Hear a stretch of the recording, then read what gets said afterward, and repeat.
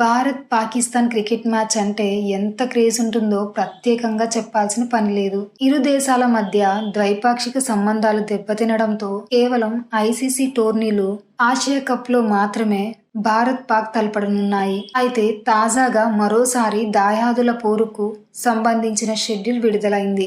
మహిళల Asia cup 2026 schedule ను Asian cricket council ACC గురువారం ప్రకటించింది. షార్ట్ ఫార్మాట్ లో జరగనున్న ఈ టోర్నమెంట్ లో ప్రతిష్టాత్మక Bharat Pakistan league match September 5న దుబాయ్ ఇంటర్నేషనల్ క్రికెట్ స్టేడియంలో జరగనుంది. క్రికెట్ అభిమానులకు సరికొత్త వినోదాన్ని అందించేందుకు ఈ హై వోల్టేజ్ సమరానికి దుబాయ్ వేదిక కానుంది. ఈ టోర్నమెంట్ ఆగస్టు 28న ప్రారంభమై సెప్టెంబర్ 13 వరకు సాగనుంది.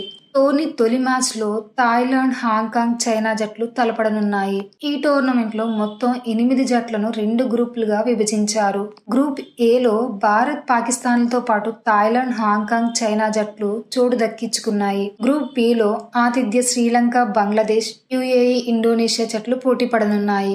భారత జట్టు తన ఆసియా కప్ ప్రచారాన్ని ఆగస్టు 30న థాయిలాండ్ తో జరిగే మ్యాచ్ ద్వారా ప్రారంభించనుంది. ఆ తర్వాత సెప్టెంబర్ 3న హాంకాంగ్ తో, సెప్టెంబర్ 5న చిరకాల ప్రత్యర్థి పాకిస్తాన్ తో తలపడనుంది. ప్రతి గ్రూప్ నుంచి అగ్రస్థానంలో నిలిచిన 2 జట్లు సెమీఫైనల్స్ కు అర్హత సాధిస్తాయి.